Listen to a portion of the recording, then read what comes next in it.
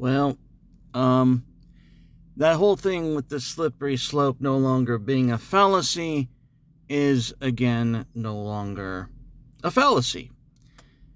You just gotta wait a couple of years, and behold, here we are. When we got gay marriage, we knew that pedophilia would be just above the horizon, and lo and behold, they're peeking their heads over the parapets, so we can snipe them off until that becomes illegal too.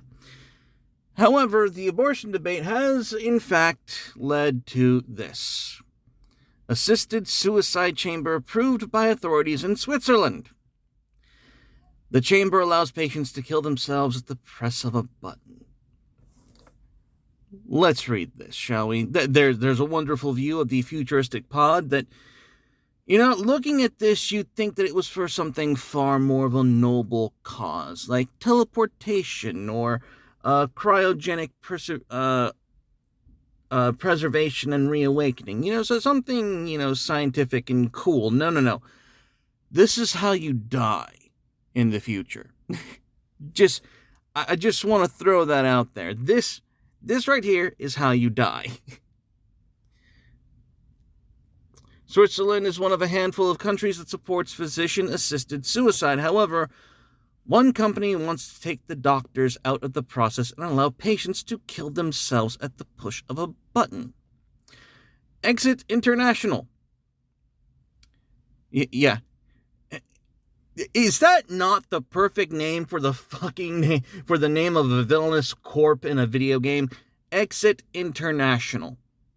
But really think about that. That sounds like a mob cleanup service. I want to make Exit International for when people need, ways out of legally complicated scenarios like, a dead Antifa member's at my house. Please help me exit my dilemma.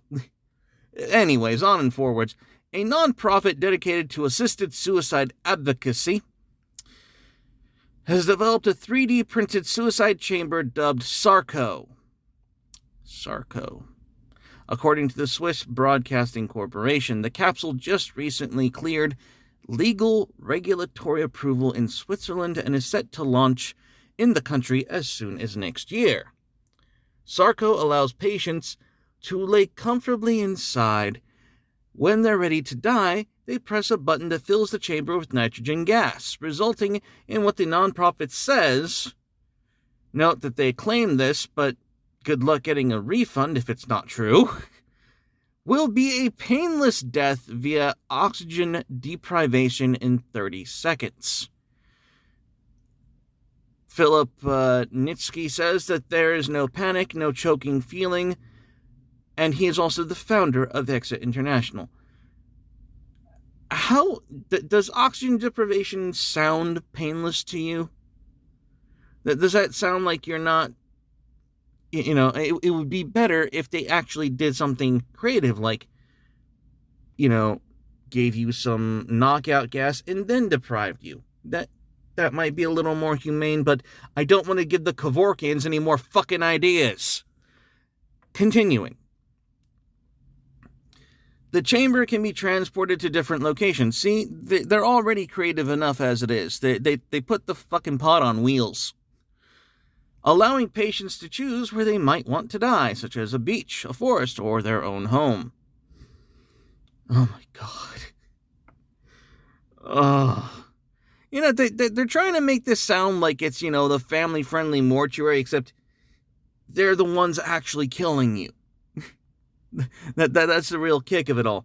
While the thought of an honest-to-God suicide booth is fascinating in its own right, no, it's not fascinating, it's fucking terrifying. The notion of of a society where people can allegedly choose to off themselves is very disturbing. Look. Epstein did not kill himself, but other than that, we have other people like Anthony Bourdain allegedly killed himself, and his job was to be on camera and eat delicious food with famous people. Dave Chappelle did a skit about this.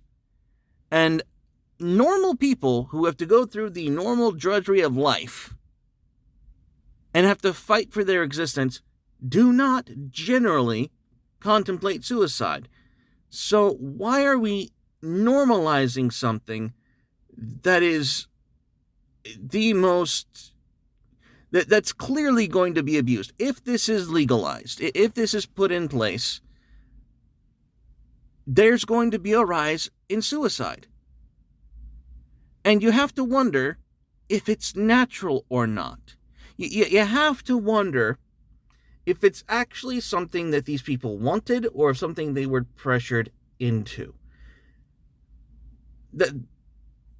So no, it's not fascinating. This is downright terrifying, and for good reasons, and evokes numerous touch points in popular culture. No. There's no popular culture that normalizes suicide that I'm aware of.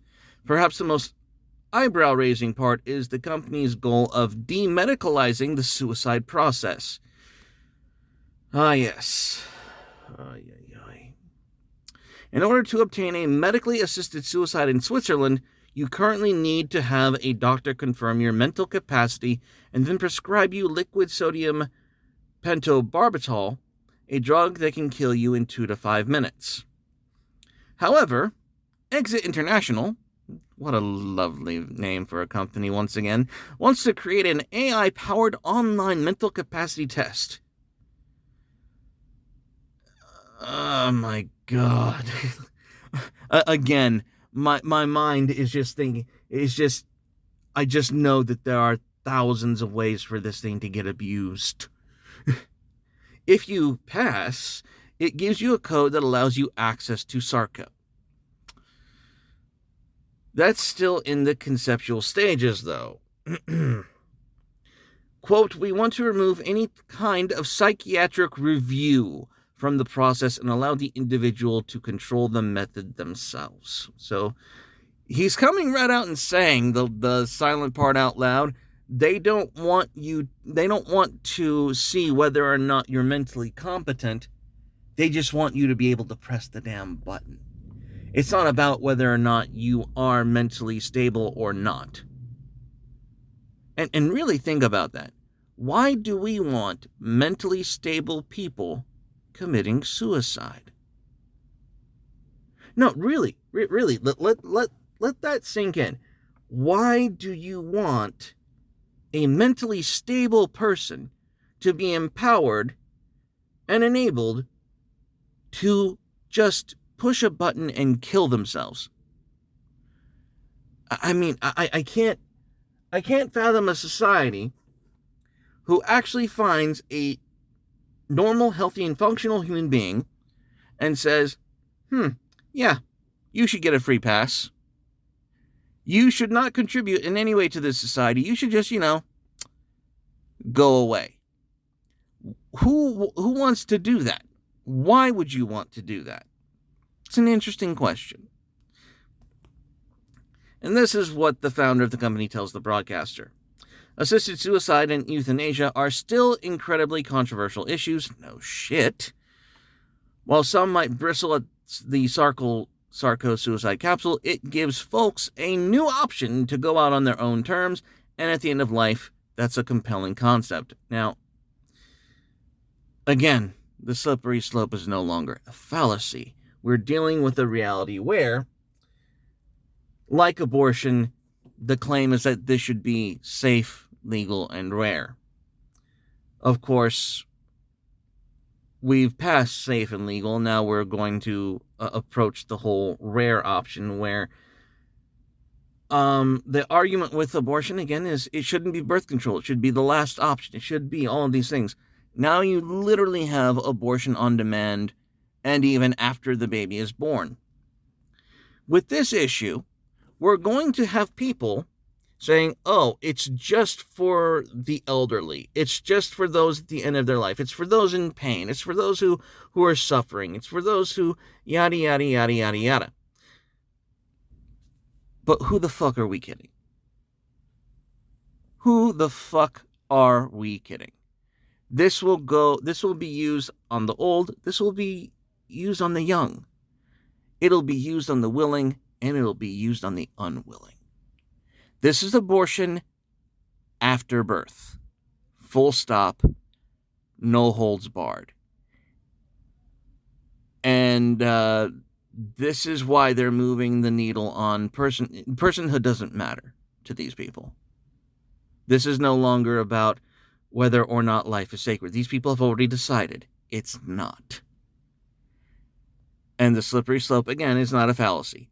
It's only a matter of time that this will be abused and used as, essentially, a gas chamber.